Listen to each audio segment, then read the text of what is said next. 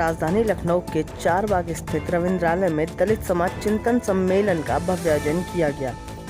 इस सम्मेलन में समाज के अलग अलग वर्गों के लोगों ने हिस्सा लिया और सामाजिक एकता, सम्मान, अधिकार और विकास पर बात की गई। आपको बताते चले कि मुख्य अतिथि के रूप में राज्य सरकार में मंत्री A.K. शर्मा भी मौजूद रहे।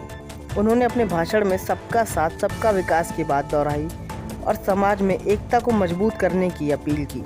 कार्यक्रम में युवाओं को जागरूक करने और समाज को संगठित करने पर खास जोर दिया गया। आइए जानते हैं मंत्री A.K. शर्मा और पार्टी के पदाधिकारियों ने क्या कुछ कहा। आज के द्वारा चिंतन कार्यक्रम रविंद्रालय में किया गया, जिसमें आप मुख्य अतिथि के तौर पे हैं, क्या कहना चाहेंगे सर? दलित समाज के इस चिंतन सम्मेलन में आकर के मुझे बहुत अच्छा लगा। मैं व्यक्तिगत रूप से समाज के पिछड़े वर्गों से, पीछे रह गए लोगों से, कमजोर लोगों से मेरा शुरू से ही लगाव रहा है। शुरू से ही मैं स्वभावगत रूप से उनसे जुड़ा रहना चाहता हूं और इसीलिए जब भी मुझे मौका मिलता है दलित समाज के बीच जाने का, वाल्मीकि समाज के बीच जाने का, पहले भी मैंने कई कार्यक्रम ऐसे किए हैं जिसमें वाल्मीकि समाज का सम्मान देने का हमने कार्यक्रम किया है। आज भी उसी भावना के तहत मैं इस कार्यक्रम में शामिल हुआ, मुझे बहुत अच्छा लगा। सरकार की तरफ से वाल्मीकि समाज, सफाई कर्मियों, सफाई मित्रों, विशेष रूप से गरीबों के लिए माननीय प्रधानमंत्री जी के नेतृत्व में भारतीय जनता पार्टी की सरकार ने जो जो काम किए हैं, चाहे उनको राशन देने का काम हो, चाहे शौचालय देने का काम हो, मकान देने का काम हो, गैस देने का काम हो, आयुष्मान कार्ड देने का काम हो, गरीबों की बहुविधि प्रकार से सेवा करने का जो काम माननीय प्रधानमंत्री जी के नेतृत्व में हुआ है, वो बातें मैंने उनको बताई। उनकी भी कुछ भावनाएं हैं, जो उनकी अपेक्षाएं हैं सरकार के पास से। हम मंत्री के रूप में नगर विकास विभाग का काम देखते हैं, तो एक सफाई कर्मी की जो हमारे विभाग से जो अपेक्षाएं हैं वो बातें उन्होंने भी बताया। हमने अपने मंत्री रहते हुए जो व्यवस्थाएं की हैं उसकी भी बातें उनको किया, जैसे न्यूनतम वेजेस देने का जो काम व्यवस्था हमने किया है, सेफ्टी किट देने का जो हमने व्यवस्था किया है, उनके सफाई के काम में और 4 चांद कैसे लगे उसके लिए इक्विपमेंट देने का जो काम हमने किया है, मैन होल की जगह मशीन होल में परिवर्तन लाने का जो काम हमने किया है, उनकी अन्य सेवा शर्तों में सुधार लाने का जो हमने काम किया है, समाज को प्रेरित करके इन गरीबों को मदद कराने का जो काम हमने किया है, जैसे ठंडी के समय में स्वेटर दिलाने का, गर्म कपड़े देने का काम हमने किया है। इन तमाम बातों से हमने भी उनको माहितगार किया। अन्य भविष्य में कुछ करने जैसे काम भी या उनको ध्यान रखने जैसे काम भी हमने उनको भी कहा है। उदाहरण के रूप में हमारी हमेशा से भावना रही है और नगर निकायों में मैंने ये बात कही भी है, करा भी रहे हैं, आगे होना भी चाहिए भी मैं मानता हूँ। वो ये है कि सरकार की दर्जनों ऐसी योजनाएं हैं जो गरीबों के लिए, चाहे मकान हो, चाहे राशन हो, चाहे आयुष्मान कार्ड हो, लेकिन हमारे सफाई कर्मियों को वो योजनाओं का लाभ नहीं मिल पाता है। उनको ज्ञान नहीं है, उनको फॉर्म भरने का तरीका नहीं मालूम है, किस अधिकारी के पास जाना उनको समझ नहीं है। मैंने हर निकाय को कहा है, हमारी नगर पंचायत, नगर निकाय को, कि आप अपने नगर निकाय में एक छोटी सी सेल बनाइए जिसमें एक सरकारी कर्मचारी बैठे और एक अपना सफाई कर्मचारियों का एक प्रतिनिधि बैठे।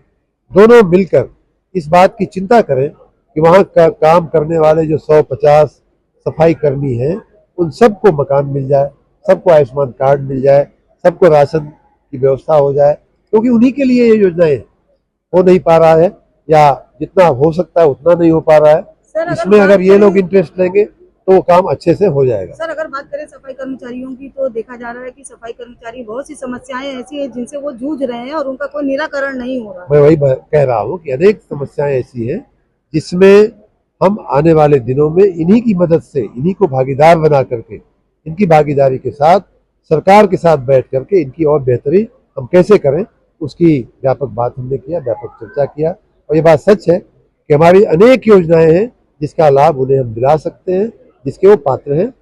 एक और बात मैंने उन सबसे कही कि एक जमाना था कि जब सर पे मैला ढोने के अलावा कोई रास्ता नहीं दिखता था लोगों को। एक जमाना था कि जब आदमी को, सफाई कर्मी को ही मैनहोल में उतरना पड़ता था, उसके अलावा कोई रास्ता नहीं दिखता था। अब हमारे पास मशीन आ गई है, अब हमारे पास रोबोट आ गया है जो अंदर जाके साफ कर सकता है। और इसकी व्यवस्थाएं, इसकी खरीदी, इसकी प्रॉपर बजट की व्यवस्था हमने नगर निकाय को कर रखी है। आप सेफ्टी किट लगाइए, आप मशीन का उपयोग करिए, जिससे कि हमारे बीच के बैठे हुए सफाई मित्र का, सफाई कर्मी का जीवन जो है वो जोखिम में न पड़े। तो ये तमाम बातें हम आने वाले दिनों में करने वाले हैं। इसमें हमें सफाई कर्मियों का भी सहयोग चाहिए होगा। मैं उनके बेहतर भविष्य की कामना के साथ मैंने अपनी प्रतिबद्धता भी दोहराई है कि आप जब भी याद करेंगे हम आपके बीच आएंगे, और जब भी आपको आवश्यक होगा हम आपकी भलाई के लिए काम करते रहेंगे। सर, दलित समाज के द्वारा चिंतन कार्यक्रम का आयोजन रविंद्रालय में किया गया है। आप अपना परिचय देते हुए बताइए आज क्या कार्यक्रम किया गया। मेरा नाम शैलेश कुमार धानुक है। मैं जलकल विभाग नगर निगम चतुर्थश्रेणी कर्मचारी संघ का अध्यक्ष भी हूँ और जो हमारी धार्मिक समिति है उसका भी अध्यक्ष हूँ। जो आज दलित चिंतन जो किया जा रहा है कार्यक्रम, माननीय मंत्री जी को इसलिए बुलाया गया है क्योंकि महंगाई के इस दौर में, बेरोजगारी के इस दौर में जो चतुर्थश्रेणी वर्ग है, चाहे वो स्वच्छकार समाज हो या जलकल विभाग का सीवर समाज हो, इस तरीके की जो 4th क्लास एम्प्लॉइज जो होते हैं, आउटसोर्सिंग जो है सरकार लाती चली जा रही है। ये कर्मचारी जो है, जो रिक्त स्थान हो रहे हैं उनको आउटसोर्सिंग में रखा जा रहा है। आउटसोर्सिंग पे रखने के बाद उनकी जो है सुरक्षित, कहीं से भी सुरक्षित नहीं है। ये जो ठेकेदारी प्रथा है ये कर्मचारियों के लिए कोड़ है। ये जो क्या कर रहे हैं कि 6,000 7,000 जो काम 20,000 25,000 रुपये जिसका मिलना चाहिए उसमें 6-7 हजार रुपये देकर उसका शोषण किया जा रहा है। तो इसके विरुद्ध हम लोगों ने उनको बुलाया है ताकि जो है, जो भी वंचित वर्ग है, स्वच्छकार समाज के लोग हैं, उनका शोषण ना हो, उनकी सेवा सुरक्षा जो है सुरक्षित की जाए। उनका जो EPF है, SI है, उनका जो वेतन है, पारिश्रमिक है, मिनिमम वेज है, वो उनको बराबर से दिया जाए और कोई उनको शोषण ना कर सके। क्योंकि अगर बात की जाए EPF की तो बहुत लोगों का EPF 6-6 महीने नहीं आता है। इसीलिए अभी हम आपसे बता रहे, कम से कम करोड़ों रुपए का EPF का घोटाला नगर निगम में हुआ, जलकल में करोड़ों रुपए घोटाला हुआ। होता क्या है कि कर्मचारी रख लिया जाता है, ये सब ताकतवर लोग होते हैं।